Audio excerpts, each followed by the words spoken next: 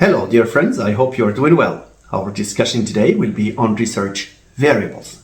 We will try to briefly define them, point to their types, as well as their functions, and provide adequate illustrative examples. I seize the opportunity to invite those of you who have not had occasion to subscribe to the channel to do so at their earliest convenience. Our discussion will follow the outline that you can see here. What is a variable? Qualitative versus quantitative variable, dependent versus independent variable, mediating or intervening variable, control variable, moderating variable, confounding or lurking variable. Concluding remarks. I would like to start with the commonsensical view that the world is not homogeneous. The world is not monolithic. There are divergences. There is a lot of variance among people. Sometimes you may have students who learn faster, readers who can understand the text faster than others. Each individual activity, idea, behavior, etc. can be influenced by a plethora of factors. And of course, for obvious reasons, a researcher studying, for example, an idea or a behavior or anything cannot do so by taking into consideration all the factors that can influence this behavior. So each reality has a number of aspects, and researchers, of course, are not supposed to, and they cannot anyway, cover all of those characteristics or those aspects. So what they do is select specific characteristics to study, and these characteristics are what we refer to as variables. For example, common sense has it that male, female are characteristics of a human being. So male and female are exponents of a variable which we refer to as gender. So gender here is a variable. Now, if we want to check whether gender can have any bearing on accuracy, then of course accuracy, which is an aspect of students' competence, can be taken to be another variable. So gender, accuracy, both of these are variables because they are characteristics that the researcher intends to measure. Other examples of characteristics that a researcher can measure include the city of origin, country of origin, eye color, religion, number of courses, previous linguistic knowledge.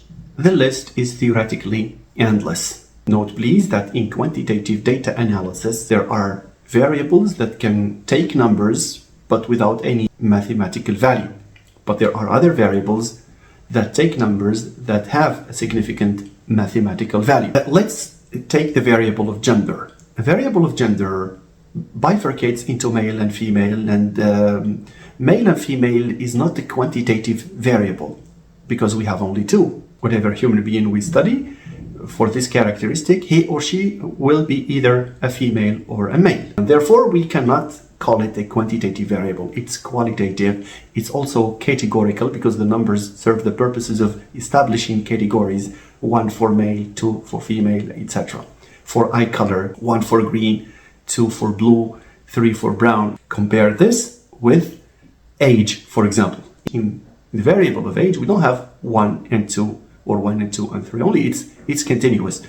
We can have 13, 13 and a half, 14 and 2 months, up to probably 100, 120. Age here is a good example of a quantitative variable. Further examples of qualitative variables can be gender, eye color, as I said, major, linguistics, literature, cultural studies, university, Muhammad V University, Sidi Muhammad bin Abdullah University, Muhammad I University, Ibn Zur, etc. These are categories. Examples of quantitative variables can be achievement in the form of scores, grades that range between 0 and 20, amount of money spent on something, amount of gas consumed by a car, etc. So it's any variable that can take numbers that have a significant mathematical value can be referred to as quantitative variables. A very important distinction made by researchers is between variables that are independent and variables that are dependent. So what is the difference between the two? An independent variable is the one that causes the change in the other variable, which is the dependent variable. Let's take the following example. A researcher hypothesizes that the city a given citizen belongs to can be a factor in the amount of money he or she spends on transportation. So when we take city 1, city 2, city 3, this variable is a categorical variable, which we also refer to as nominal variable. It's a qualitative variable. The hypothesis is that as we move from city 1, city 2 to city 3, the amount of money spent on transportation changes.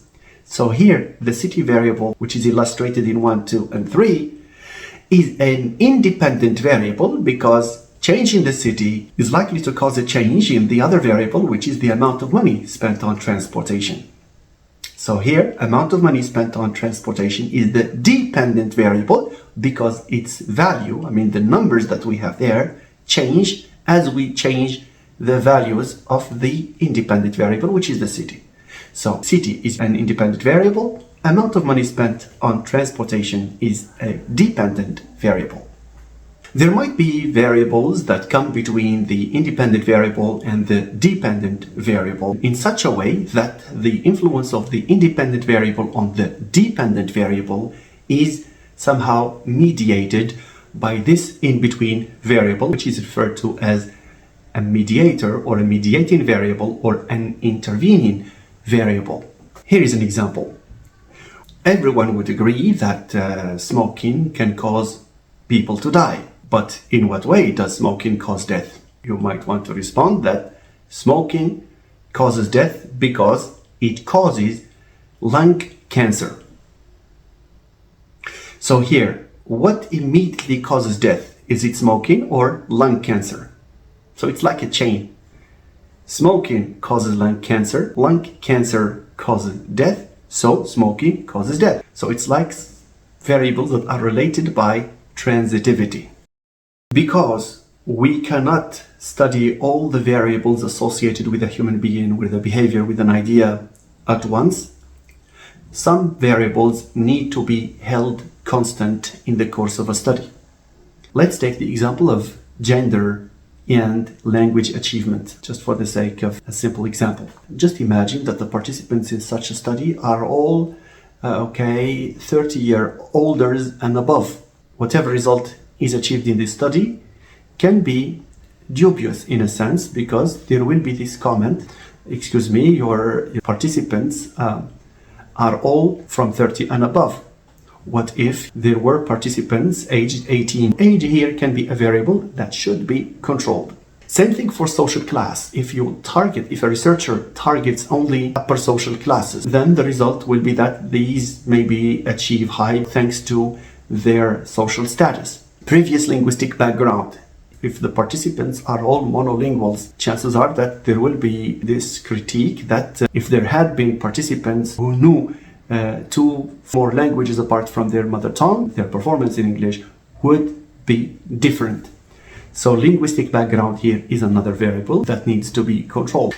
The researcher needs to make provision for all these possible variables that can interfere with the results. How to control the variable of age? By having participants belonging to different age groups. How do you control previous linguistic background? It's by having participants of diverse previous linguistic background.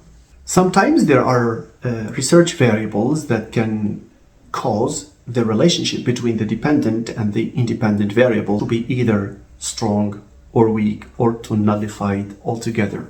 Let's imagine that there is a new instructional approach to language. There is a new instructional approach and that the researcher hypothesizes that this approach will positively impact students' achievement. And suppose that in the course of undertaking the study, the researcher realizes that there are different students who show different personality types, the introverts, the extroverts, and so forth. Here, the success of the instructional approach and its impact on achievement will be moderated somehow by the variable of personality. There is a possibility, for example, that the achievement of introvert students will still be low despite the instructional approach, and the achievement of extrovert students will be higher regardless of the instructional approach. So here, personality type moderates this relationship between the dependent variable and the independent variable. Another example can be with the hypothesis that older drivers are more likely to have accidents than younger drivers. A moderating variable here can be the health condition. We may have an old driver with good health conditions who is not likely to have an accident. And there are young drivers with health problems who can have accidents. So here, health condition is a moderator variable that can either strengthen, weaken the relationship between the dependent and the independent variables. The last type of variable we will be discussing is the one known as the confounding variable, also known as the lurking variable. The confounding variable can cause a change not only in the dependent variable, as is the case with the moderating variable, but it can also cause a change in the independent variable. And in doing so, it blurs any association between the dependent and the independent variables. Let's hypothesize that students with a high level of vocabulary knowledge, the variable being vocabulary size, will understand more quickly than the students with low vocabulary knowledge. So text understanding is the dependent variable and vocabulary size is the independent variable. A potential variable that can influence both of these can be the use or the non-use of the dictionary. Dictionary use here can be a confounding variable for the simple reason that it can influence the student's vocabulary size and it can also influence their understanding of difficult text. This confounding variable can be controlled for statistically by means of the ANCOVA statistical measure, which we will be taking up in due course when we start our series of quantitative data analysis videos. The conclusion from all of this is that the researcher has to be very cautious when it comes to designing his or her instruments, when it comes to choosing his or her statistical models, when it comes to sampling. This is what makes quantitative research somehow difficult, because any result you achieve finally can be imputed to factors other than the ones that you have considered. So please bear in mind that there are some steps, some logical steps that you need to follow. Thank you very much.